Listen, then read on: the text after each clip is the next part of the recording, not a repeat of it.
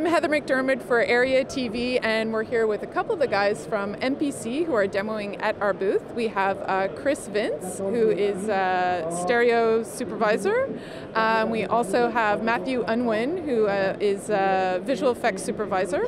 Thanks for doing the demo. It's a beautiful spot, so maybe you can tell us a little bit about the piece that you've done for Sky TV. We were approached by Sky to produce a movie's ident, or for a movie's relaunch, which they then, after a test we did for them, we pushed a stereo version of it with a scene, and they realised that it was something that was worth investing our time in to make it a very special piece. So that was an ident with 5 genres from Western, period drama, desert, sci-fi, fantasy. But the interesting thing was it was a cyclorama-based 360-degree ident that had to be very epic whilst having some good stereo cues. So that was a challenge, Chris, wasn't it? Absolutely. The interesting thing for me was the fact that you had to keep it epic in 3D, and which basically meant putting everything behind the screen and keeping the sense of scale, so that it felt like looking out of a window. So the TV was a window, and everything else that you saw through it was actually felt like it really looking out of a window. So the challenge was to get that kind of feeling, but also have lots of interesting stuff that comes out of the screen as well. In terms of doing stereo work for TV, what are some of the biggest challenges, either technical or any kind of operational challenges? Or there are plenty of technical challenges which Chris encounters all the time, but even on a narrative, actually directing something in mono and then directing something in stereo, there's clear differences.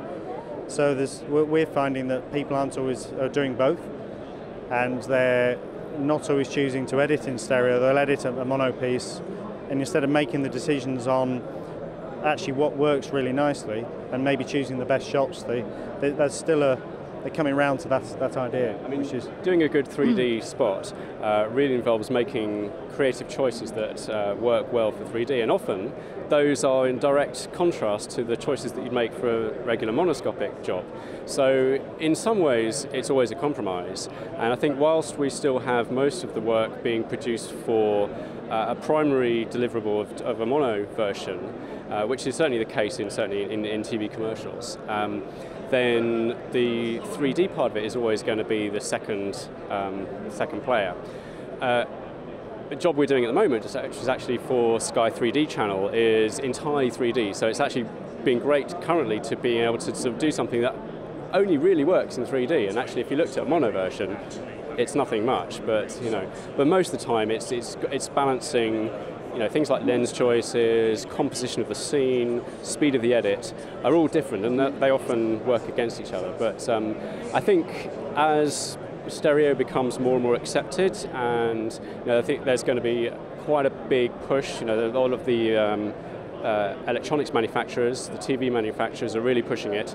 So I think in a couple of years, 2 to 5 years, we'll probably see quite a large penetration of 3D televisions in the domestic market.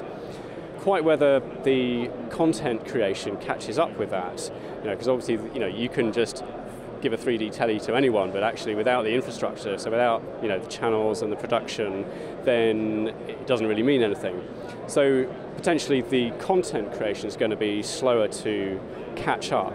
But with channels like Sky really pushing it, then I think we're going to see a lot more native stereoscopic production and stuff that is actually going to be optimized for stereo rather than mono. I can't wait for more jobs to be in stereo. I think it's it really adds. I was going to say another dimension, but that'd be a really bad thing to say. It's okay. Well, that's good. Well, if you guys want to check out the demo that they've done, MPC has done using Flame Premium on Area TV, you can tune into Area TV. It's area.autodesk.com and /IBC.